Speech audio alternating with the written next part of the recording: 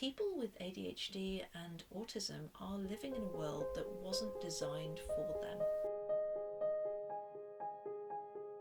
There absolutely needs to be more research, not just into females, but also people of colour, people who are non-binary, because almost all of the research in ADHD is in white males. If it does make them go, oh, I get it now.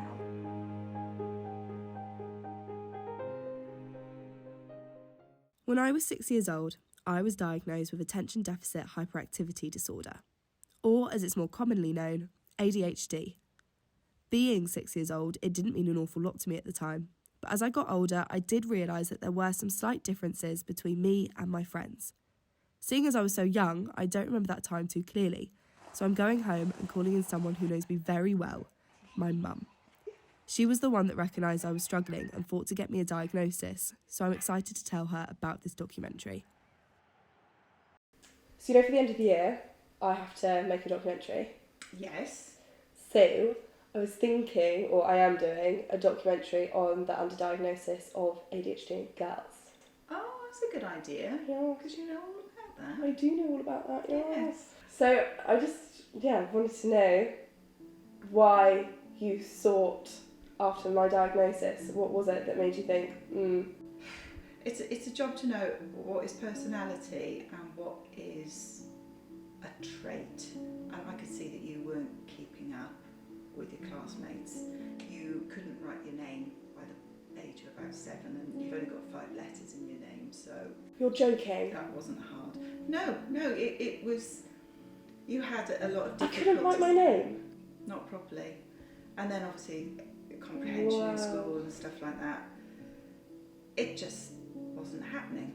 So I went to your teacher, which I think was in year 1, and then we both had a conversation. It was sent off to the GP, and then you had a meeting with the paediatrician. I remember her. That dealt with this. Yeah. And as we're talking, you're floating around the room, opening cupboards, pulling things out, getting stuck in a tube. And we're talking, and I can see Sally looking at her. Look at her. Year 1, I think I've actually got the letter. Oh, okay. So we can have a It'll look. be interesting to see. So, here it is. Do you want to read it or shall I read it? You're probably better at that than me. Go on. Grace is very slow in her movements and takes a long time to change following PE. Oh yes. Do you remember getting ready for school? How Yeah. long that used to Yeah. take? Yeah. Go and brush your teeth and put your shoes on, Yeah. and you wouldn't get as far as the bathroom. Something would have distracted you. She has great difficulty concentrating for periods of time. She is slow to complete work and is easily distracted. She seems to daydream and be in a world of her own. Grace has difficulty coping with classwork. She needs to work at a slower pace than the majority of the class, and she has difficulty comprehending instructions or following a sequence of instructions. Yeah. Instructions have to be repeated frequently to Grace. I still think that's the case. Where did you think I'd be now? Certainly not at uni. I can't believe how well you've done. I'm thrilled with that. I don't know. I there was one point where I even thought that you living independently wouldn't be a possibility. Wow. I know.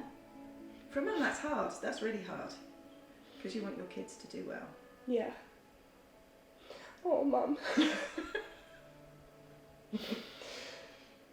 Having spoken with Mum, it only seems right that I go back to somewhere that I spent a lot of time at when I was younger. So, 11 years later, I'm going back to my old primary school to visit the current head teacher. But when I was there, they were a special educational needs coordinator. Miss Oliver was a very important part of my support system, and I'm keen to know what it's like today helping children with additional learning needs.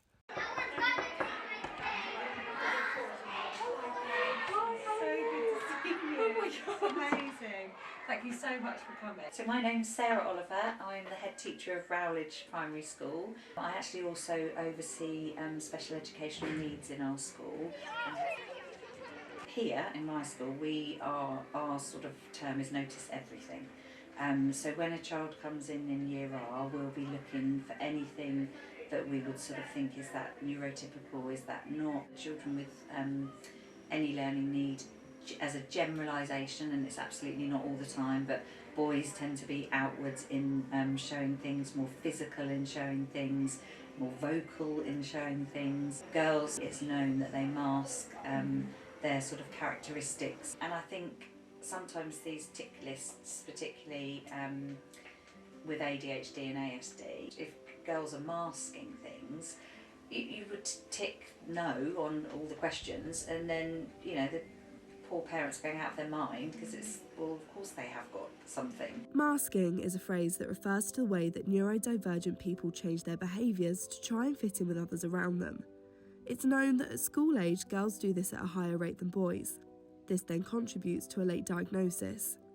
So much so that the average age for a boy to get diagnosed with ADHD is 7, whereas for girls, the most common age of diagnosis is late 30s, early 40s. My name's Dr. Rachel Mosley. I am a principal academic at Bournemouth University.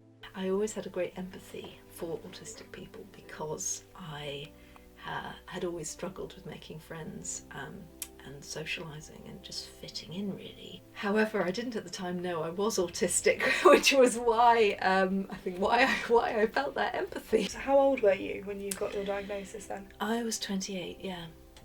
Wow. So very late. Yes. Oh my goodness. It was the 90s. If you were able to make eye contact, which I did at that point, age 10, so the GP didn't refer me on to an assessment, and I acted normal enough.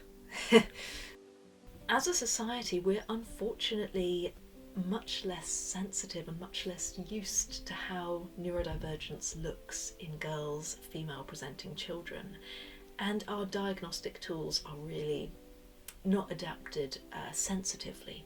So if I give you the example of ADHD, research suggests that girls and boys, men and women, people of all sexes and genders, they struggle equally. But there are some slight differences, and one of the differences that you see in children, for instance, is in something called inhibitory motor control. So being able to stop yourself from acting. So what we see in boys with ADHD is that they find it harder to inhibit a motor response and movement. And that's really significant because the DSM's diagnostic criteria for ADHD, the items which focus on hyperactivity and impulsivity, are based very much on that motor inhibition. They pay less attention to cognitive control of being able to ignore distractions, which is something that boys and girls struggle with equally. So it means that the items in the DSM are more attuned with the things that boys struggle with than what girls struggle with. With more of a grasp on what ADHD is and why there's a lack of girls getting a diagnosis, I now want to speak to someone else who knows what it's like to have ADHD. So I'm heading to London and I'm excited to meet someone who's quite literally like-minded. I'm Professor James Brown. I'm the co-founder of the charity ADHD Adult UK and co-founder of the ADHD Adults podcast. I also have ADHD. About 10 years ago, Alex, my co-host, phoned me up and said, I've just been diagnosed with ADHD and you're way more ADHD than I am. And we now realise that's a bit inappropriate, but at the time I looked at all the tests, the ADHD self-report scale, and I ticked all the boxes in the grey area and it said, you probably have ADHD. And I thought, okay, and this is odd, I was a bit medication hesitant, and what that means is, as much as I loathe myself and have low self-esteem, I was worried the meds would change me.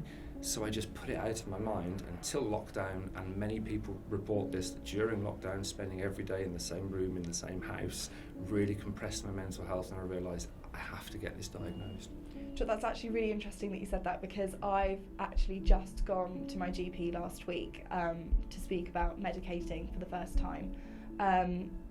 When I was like 8 or 9, I actually got a prescription written out for Ritalin, but my mum decided to not take it out, which I completely get because it's an unknown, and you know I was still really young. But I was talking to my housemates and my family, and the main reason why I hadn't done it sooner was because I was worried, and they were also worried, that I'd become this version of myself that was just really monotonous and just boring. Yeah. Will I still be me? Yeah, you will. All I can say, I mean, so Nick Britchford, the GP and psychiatrist, a friend of mine, he phrases this perfectly. It just makes you more functional. It just means the things that sometimes you struggle engaging with, it might be a task at work, a task at home, it just helps you do that a bit more, and that is priceless. I genuinely did think, it's going to turn me into an automaton, it just doesn't do that. It helps 80% of people are helped by ADHD medication, and that is better than any other psychiatric drug. Ritalin, or methylphenidate, is a drug commonly used to help people with ADHD. It's a central nervous stimulant that works by increasing activity in parts of the brain responsible for attention and behaviour. Time blindness is fascinating. People with ADHD literally process time differently, and that means our ability to predict how long something takes is often not very good. The amount of times before a meeting I've thought, 4 minutes before it starts, I've got time to go to the toilet. Yeah, I have. And then immediately 3 or 4 minutes later thought, I didn't have time to go to the toilet, and then I'm late for a meeting. It means we are often either pathologically early because we're afraid of being late, or always late because our time management just isn't there. I've always been incredibly open about my ADHD. From the second I got diagnosed, I told my employers, I told my family, I told my friends, but that's a very personal choice. In terms of everybody's individual journey, it really is up to you. If you disclose your ADHD, there are benefits. You're protected in the workplace because the Equalities Act protects ADHD as a disability. But equally, some people are afraid if they disclose their ADHD that people will think negatively, and that's because of very real stigma where people think ill of people with ADHD. So it's a personal decision. There are benefits, there are possible drawbacks, but if you've got the courage to do that, it can help you accept yourself. Well, personally, I've actually had an experience at a workplace, and I've never actually disclosed that I had ADHD before this point. And I didn't have the best response. It wasn't negative, it was just clearly because there was just like a lack of understanding about ADHD, and all of a sudden there were conversations about whether I could still do jobs that I'd already been doing and been fine doing. It's a really good point. For some professions, actually disclosing the fact that you've got ADHD, even if you've done that job for 20 years, can lead to the end of a career. We recently had a commercial pilot get in touch saying, I got my diagnosis and I was immediately told you could never fly again.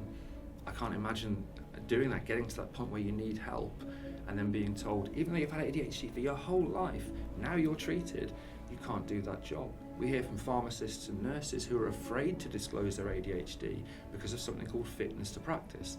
That if they disclose it, they will have to go in front of a fitness to practice board and prove that they can still do their job. So there are many people out there who are afraid to tell their employers they've got ADHD. If you think you've got ADHD, the first thing you should do is fill in the ASRS, the ADHD Self-Report Scale, and there are free versions online. There's I think it's a 6-question version, which is 90% accurate at predicting if you have the symptoms of ADHD.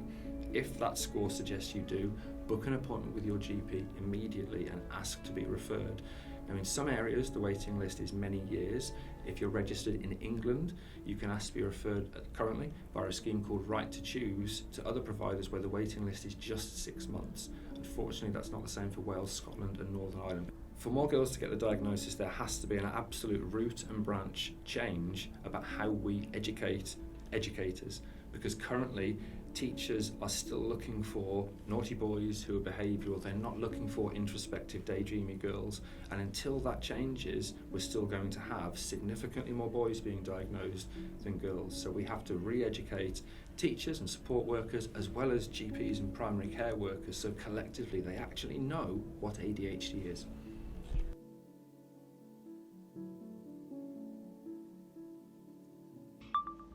Hello. So it's been about a week since I met up with James in London, and I was actually supposed to be having a GP phone call appointment today to speak about potentially medicating myself for ADHD. Unfortunately, the phone call went straight to voicemail, so I've now missed it. So this now means that I'm probably going to have to wait another 3 weeks to repeat the appointment. And also in the voicemail that my GP left me, she explained that she couldn't administer the medication anyway, and I'd have to go on a waiting list to see a psychiatrist, and then they can administer the medication for me. Probably quite naively, I assumed that if you already had an ADHD diagnosis, maybe those waiting lists would be reduced, but no. I honestly did quite think it would just be as simple as going to your GP and having a conversation. I'm also at this really quite weird point in the documentary where I've spoken to so many professionals about ADHD, so many people who also have ADHD, and I'm realising that there's things that I used to really quite beat myself up over and give myself a bit of a hard time were actually aspects of ADHD. And likewise, there's parts of my personality that I either love or hate that I'm now finding out are part and parcel of having ADHD. So it's been a bit of a weird week where I've literally just been analysing myself and thinking about all the things that I thought I knew about myself and wondering, I wonder if that's to do with ADHD. I just did not know how much it actually affected me, and especially because I've not been medicated. I've not spoken to a psychiatrist about my ADHD since I was about 9. So I have really kind of been doing this all by myself. So it's made me kind of think, well, give yourself a pat on the back, maybe. And quite a lot to take in, actually. So yes, I'll keep you updated. Hopefully I won't have to wait another 3 weeks for a doctor's appointment. And I'll see how long it takes, what the waiting lists are looking like for medication. If myself and others are waiting so long to see a psychiatrist for help with ADHD, I don't want to end this documentary without at least speaking to one. So after months and months of trying, I finally found one that was very kindly able to fit me into their very busy schedule. I'm Tanushri Sarma. I'm a consultant psychiatrist, and I also look after patients with ADHD and other neurodevelopmental conditions. I've seen over the years adult ADHD, especially in women, becoming more and more of a thing that is recognized. And through my clinical practice, I've found that it's just made so much difference in people's lives, having that diagnosis, having that validation for their symptoms, and then the treatment, which has completely changed their lives. If there was one part of sort of psychiatry that I would say patients have continuously come back to me and thanked me and been grateful, it actually has been adult ADHD. So I'm quite passionate about that. As people get older, they go into university, they go to work, they start having a family, ADHD symptoms become more prominent because they lose the structure and the scaffolding that maybe their parents were providing, the educational institutions were providing. And because these symptoms become more prominent, they become more self-aware, and then they self-refer to ADHD clinics. And as a result of that, we're seeing more and more patients coming for diagnosis, etc. It is well known that the hyperactivity, impulsivity symptoms reduce as children get older, and it is likely that they mask these symptoms, or they generally start realizing that it is not acceptable to be standing up in the middle of a lecture or to be, interrupting people in mid-conversation because of the negative feedback they get. So the hyperactivity, impulsivity symptoms tend to reduce, not all the time, but to a certain degree. The attention deficit, disorganization, those kind of symptoms actually increase because they have more to do in life. They have to organize things, they have to plan things, they don't have parents planning things for them, structuring their lives. So those symptoms tend to increase as people get older. I think the main issue is raising more awareness amongst primary caregivers like parents and teachers about how to recognize ADHD in girls and in women, and to understand that some of these emotional problems that girls come up with could be as a result of the primary diagnosis being ADHD. It seems as though I was incredibly lucky to have parents and a school that were wise to the traits that girls with ADHD display. It really makes me wonder where I'd be today had I not had these people around me and not got a diagnosis. It's upsetting to think that my experience is in the minority and that there are still women walking around unknowingly struggling with ADHD and are blaming themselves for feeling different.